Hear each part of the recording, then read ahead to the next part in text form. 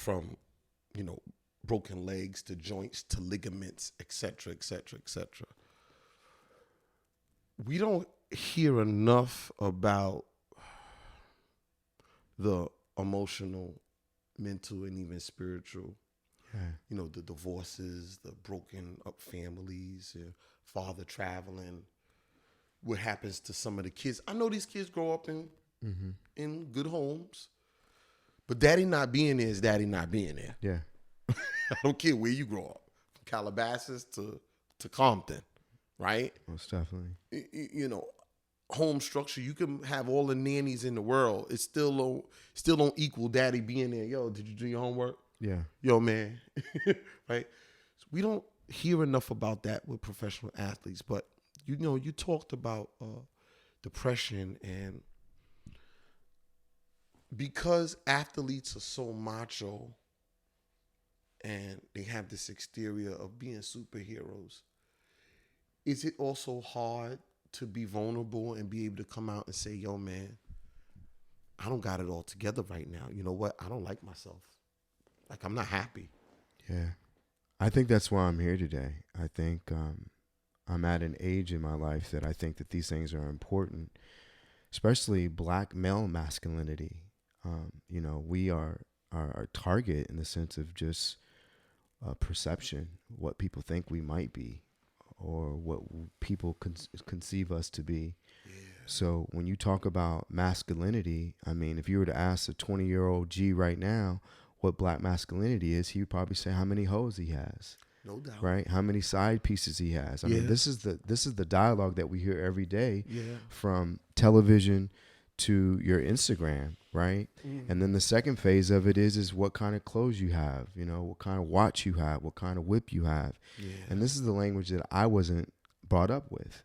So my entitlement of that I had a father that was educated, that whooped my butt when I was out of line, and there was a sense of self-respect that was taught in the home. Yeah. And if things were bad, then we had a discussion about them. Yeah. And he could only do what he knew. Right. Right. And that's where the mimic behavior comes. So a lot of the things that we're seeing is based off mimic behavior of what they see out there with athletes. So it's extremely hard to really get into that real understanding of where this depression comes from. Okay. Right. For me, different levels to it. There's different levels for it. For me, it's powerful. Is, I had to deal with finding my own identity. Right. Where I fit in, right? I'm from a small town, grew up, always had a vision, always felt that I was a little bit different, but sports allowed me a comfort zone because I was good at it. So there was no judgment on my ability, right? So you was able to always cover up. I was always able, inner deficiencies. always mask it with sports, right? Ooh, and that went on for years. That went on for years because it was my identity, right? If I walked into a room, my validation was, I'll outrun you, right? Not necessarily who I am as an individual. Right. Now, once I got to college, for me specifically, it was important that I started to create fellowship with the other brothers, right? Guys that were from St. Louis, guys that were from Kansas City. And being an athlete, especially at a school in the Midwest, the majority of blacks that even attend college were athletes. So you might take a school that's 20,000 students and only 3% of the enrollment are blacks. And out of those 3%, 2.9 were athletes. So we already had a fellowship just to being athletes. But I took it another level by, joining a black fraternity. And that really gave me an understanding of maybe the things that my father and mother weren't, the founders of my fraternity were. And they did it in the 1900s. So it allowed me to be like, don't feel sorry for yourself. Gotcha. There's people out there that have paved the way for you to be able to have this access. Doubt. And I think we forget that. Yes. If there was no Jackie Robinson, there would be no Sean James or Bo Jackson or any of these athletes. No diggity. So sometimes we got to pull back our history to be able to really understand where we're going, right? Mm-hmm. And when we start to celebrate the access that we have, or we see some of these contracts that are overwhelming, like, oh, are you kidding me? This guy's making $30 million a year. Yeah. There were people that literally took their heads and put their heads on the line for them to be able to do the things that they're doing today. And even died. Yeah. So I was extremely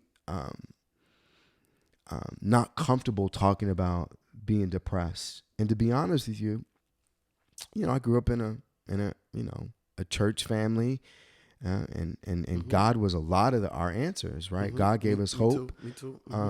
And so, going to New York and being exposed and being around people that had a lot more education than me, I never understood the idea of going to a therapist and being able to have a one-on-one and paying some and asking for help. Asking for help. Yo, listen, I always say that I've been to a lot of great lectures. I've heard tremendous speakers. My mother was a pastor. On my father's side, his father was a pastor. His father's father, Albert Turnage, the first, was a pastor. Right. So I came from a very religious, social, political home. Yeah.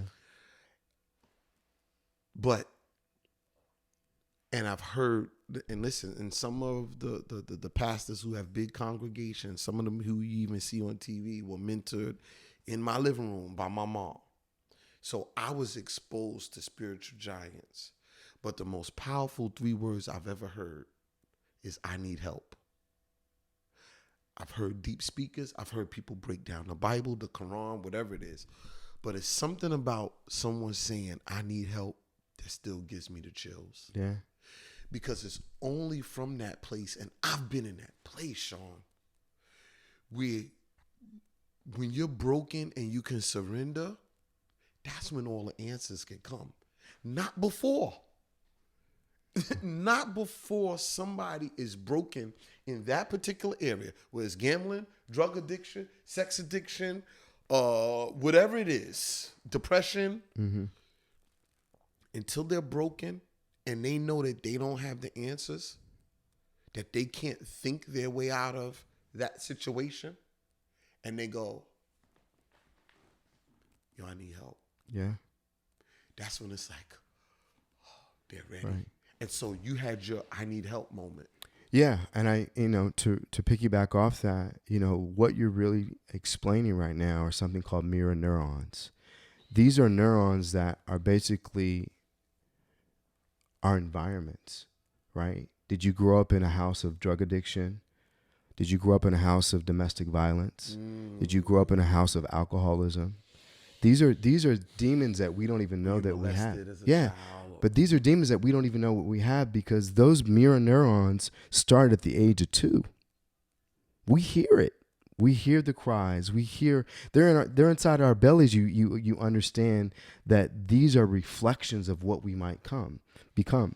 So when we talk about this is a much deeper subject than just, you had a bad experience after the NFL, or you had a bad experience after you had a breakup. These are things where there's no support system. And more importantly, I can only be what I see, right? And the fact of the matter is, my dad could only be educated on parenting from what he comes from. So some of those behaviors are based off your pedigree, right? The idea of having a support system, not emotionally, but financially, emotionally, mentally, allow you to be able to extend your arm and say, Dad, is it okay if I try this? Sure, son. Do you know how much empowering that is to a child that's 16, 17, knowing that he don't have to think about money, he don't have to think about there's a support system, we got you? Yeah.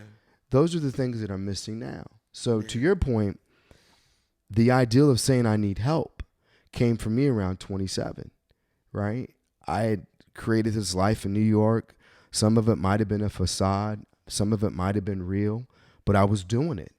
And I was like, man, I how do I fit in? I'm trying to work in corporate America. I want to be an attorney. I want to be a sports agent. I want to do all these things, but I don't have a handbook to this. They didn't tell me it was going to be this hard. I was liked as being an athlete because people accept you, right? But when you walk into a boardroom, the first thing they ask you is, where'd you get your education from? Who's your father? They're checking boxes. Yeah. And I did it in the biggest city in the world. I did it in the financial capital of the world. Yeah. So I didn't come from the pedigree. I wasn't Ivy League. My dad wasn't on the board at Columbia. Yeah. My dad wasn't, the big shot at a company that allowed me to do an internship. Yeah. These things are accessed. So I had to figure that out. Redefine yourself. Right. And honestly figure out where I fit in. Every day was a challenge. Right. And call it what you want. Being the superficial things didn't mean anything if people didn't like you or you were being judged. So to your point, I love the fact that you said that. It all starts with setting your ego aside and saying, I need help. And that's tough. And every conversation should be this: how can I bring value to you? And if I can't bring value to you, is there someone that can help me? As men, sometimes it's really humbling. It's really, like for me in the position I'm in, there's times where I don't see. There's times that I don't see that. Yo, man, why don't you listen to what they're saying? Yeah. Why don't you listen to what the kids and the wife is saying? I know you can figure. Look, man, I'm a street hustler from Jamaica, Queens, man. I grew up on the corners. That's what I did, and and so having to redefine myself. So my story is similar, different but similar, right? I had to redefine myself in the legit world. Well, we did it in Jamaica, Queens. We hustled. Now I didn't have to do that because I came from good family, but you had a support system. My ego, I saw the guys out there. If my mother bought me one pair of sneakers a month, these guys was getting a new pair of sneakers every week, right? So I latched on to something that I became good at because of my entrepreneurial skills. I was using it the wrong way, but I knew what my talents were. I knew that I was a leader. I'm the guy that when Strawberry Now-Laters came out at the grocery store before school, I bought all of the Strawberry Now-Laters. Because I had a paper route. I used to give out papers. I bought all of the Strawberry Now-Laters from the guy at the store so that after school, I could sell it for double the price because all of the kids would want Strawberry Now-Laters. And I know they would have to come to me. That's it. A lot of my identity came through my ability to create money, to create capital, right? But then that's not necessarily who I am. At my core, what am I without that? Because those are all exterior things. Yeah. What happens if I leave here tonight on my way to the meeting, God forbid, and I get into an accident and I can't run and move like I used to, and move and shake and make moves? Who am I, right? And so that's something that dawned on me before I started the podcast, Sean. Mm-hmm. I've been running for years. And I don't want to say I was depressed, brother. But I was like, every day was starting to seem like Groundhog's Day. Yeah. So can I jump in real quick? Yeah, jump in, please. So I didn't know we were going to pivot this way, but from a financial literacy standpoint, that's part of our problem as African American people. The Asian community keeps $1 in their community 30 days. The Jewish community, 20 days. White America, 17. African Americans, 6 hours. Part of that is we're mimicking the behavior of what we see. You just got through talking about it. I'm a victim of it. And don't get me wrong, this is not just a black problem. We buy things to feel good, right? Yes. I have some expensive shoes on right now, and I try to wear black designers. I do, right? This is my hero on right now. This is Jerry Lorenzo, Fear God, right? These things are important to me because when I can't afford something that I can buy, I try to give it back to the community. Now, that being said, the understanding of financial literacy was where it might have been a support system, right? If your daddy has money, these are stresses that you don't have to think about. So what I suggest to you is you're building a legacy so your kid doesn't have that financial stress. And usually how you do that, even without having money, is save up 6 months of your yearly salary, right?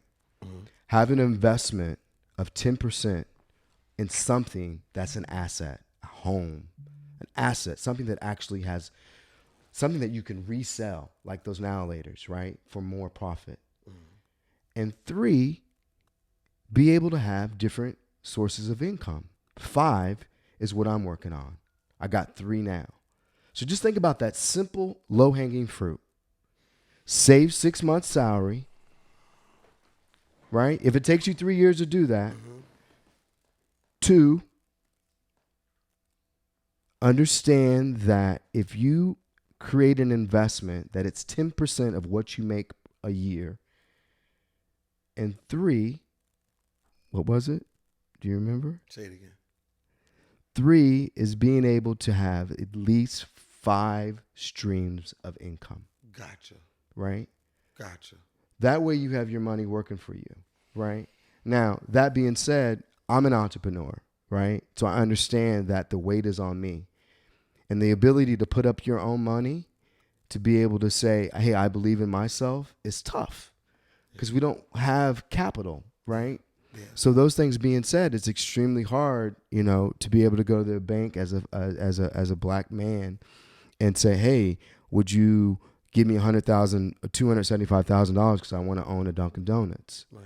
Now, that being said, they'll give you $100,000 for a Bentley. It's a depreciation asset.